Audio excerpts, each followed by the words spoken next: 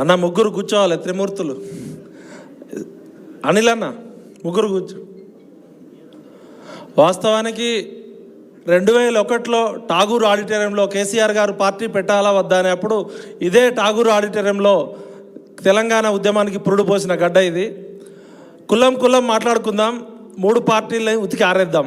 అసలు ఏ పార్టీ వైఖరైంది? యథార్థవాది, లోక విరోధి. 75 సంవత్సరాల తర్వాత ఈ దేశ జనాభాలో సగభాగమైన బీసీలు ఇంకా అడక్క తినే దగ్గరే ఉన్నందుకు విచారం పడుతున్నాం. అడుక్కునే జాతులకి, ఆత్మగౌరవం లేని జాతులకి రాజ్యాధికారం రాదని అంబేద్కర్ గారు ఎప్పుడో చెప్పారు. We're not backward classes, we're backbone of this nation. B అంటే బ్రిలియంట్, సి అంటే క్రియేటివిటీ ఉండి కూడా ప్రపంచంలోనే అతిపెద్ద ప్రజాస్వామ్య దేశంలో 150 కోట్ల జనాభాలో 75 కోట్ల జనాభా లెక్కలు లేని ఈ దేశంలో ఇంకా 42% రిజర్వేషన్లు ఏమని అడుక్కుంటున్నాం. అసలు పవర్ ఎక్కడుంది, డబ్బు ఎక్కడుంది? ఇవాళ సర్పంచులు ఆత్మహత్య చేసుకుంటున్నారు. ఎంపీటీసీలు, జెడ్పీటీసీలు, సర్పంచులు ఎమ్మెల్యేల దగ్గర బానిసలుగా అయ్యారు. మనం అడగాల్సింది రాజ్యాధికారం. ఎక్కడో మన భావదారిద్ర్యం ఇంకా అడకదినే దగ్గరే ఉంది. అడుక్కునే బొచ్చ కూడా ఏ రెడ్డోడో, వెలమోడో, కమ్మోడో దగ్గర ఉంది. వెల్కమ్ రెడ్డి రాజ్యం. 3 కులాలు, 3 కుటుంబాలు.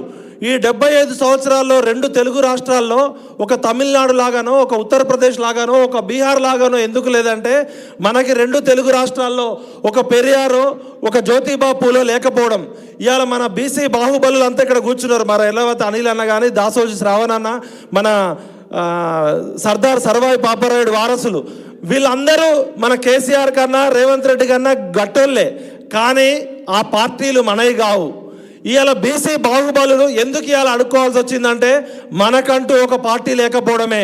తమిళనాడులో ఏ విధంగా అయితే డిఎంకే, ఏఐడిఎంకే ద్రవిడ ఉద్యమాన్ని చేసినాయో తెలుగు రాష్ట్రాల్లో ఖచ్చితంగా బీసీల కోసం ఒక పార్టీ ఉండాల్సిందే. రెడ్డోడు, వెలమోడు, కమ్మోడు, ఈ వెల్కమ్ రెడ్డి రాజ్యం 3 కులాలు, 3 కుటుంబాలు ఉన్నంత కాలం ఇవాళ దేనికోసం అడుగుతున్నాం మనం? స్థానిక సంస్థల్లో పరిస్థితి ఎట్లుంది అసలు? ఒక రకంగా కాంగ్రెస్ పార్టీ 75 సంవత్సరాల తర్వాత రాహుల్ గాంధీ గారు సామాజిక న్యాయం పేరుతో కనీసం ఈ కులగణన చేసినందుకు రాహుల్ గాంధీ గారికి హ్యాట్స్ ఆఫ్ చెప్తూనే, మరి ఇవాళ ఎందుకు మీరు ముఖ్యమంత్రి ఆధ్వర్యంలో అఖిల పక్షం తీసుకెళ్ళి ప్రధానమంత్రిని అపాయింట్మెంట్ ఎందుకు అడగరు? ఇవాళ కాంగ్రెస్ పార్టీ చేసిన దానికి మేము హ్యాట్స్ ఆఫ్ చెప్తున్నాం. కానీ ఇవాళ ఇన్నిసార్లు ప్రధానమంత్రిని కలిసారు కదా రేవంత్ రెడ్డి గారు. దయచేసి ఎర్రవతి అనిల్ అన్న, మీరు ముఖ్యమంత్రి గారిని రిక్వెస్ట్ చేయండి, అఖిల పక్షం ఆధ్వర్యంలో ప్రధానమంత్రిని కలిసి ఏ విధంగా అయితే జయలలిత గారు పివి నరసింహరావు గారు మెడలు వంచి 9వ షెడ్యూల్లో పెంచారో అదేవిధంగా మనం కూడా దాన్ని సంపూర్ణంగా పూర్తి చేసినప్పుడు మాత్రమే కాంగ్రెస్ పార్టీ దులుపుకుంది, బీజేపీ నలుపుకుంటుంది బయట ప్రచారం.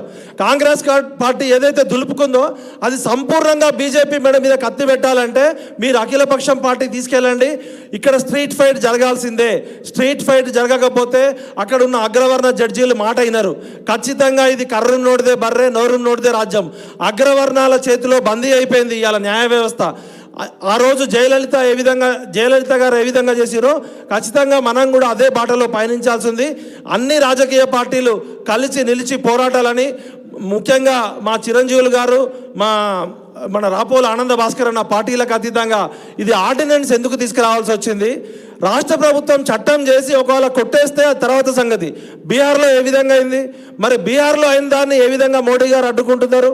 మరి జయలలిత గారు చేసిందే మనకి మార్గదర్శనం. కాబట్టి మనం ఎన్ని చేసినా మంత్రాలకి చింతకాలు రాయవు. ప్రజాస్వామ్యంలో ఓటు అనేది కీలకమైంది. కాబట్టి ఈ అన్ని రాజకీయ పార్టీలు అగ్రవర్ణయే. ఇలా బీజేపీ అంటే బ్రాహ్మణ్ బనియా పార్టీ, కాంగ్రెస్ అంటే రెడ్లోలది మాలోల పార్టీ అని వచ్చింది, టీఆర్ఎస్ అంటే వెలమోల పార్టీ. ఈ ఓనర్లు మనం కాదు కదా, ఓనర్లు వాళ్ళకు అనుకూలంగా మార్చుకుంటారు. ఇవాళ మనం ఎంతసేపు అడక్క తినే దశలోనే, అడుక్కునే దశలోనే ఉన్నాం. కాబట్టి రాజ్యాధికారం రావాలంటే అంబేద్కర్ గారు చెప్పినట్టు మన అకౌంట్ మనం ఓపెన్ చేయాల్సిందే. మనం ఓట్ల డిపాజిట్ ఓ బాబనోడుకో, రెడ్డోడుకో, వెలమోడుకో, కమ్మోడుకో వేసి మనం అడుక్కుంటే ఎప్పటికీ ఇట్లనే ఉంటుంది. కాబట్టి దయచేసి రాజకీయ పార్టీలకు అతీతంగా కలుద్దాం, నిలుద్దాం, గెలుద్దాం. జై బీసీ, జై పూలే, జై అంబేద్కర్.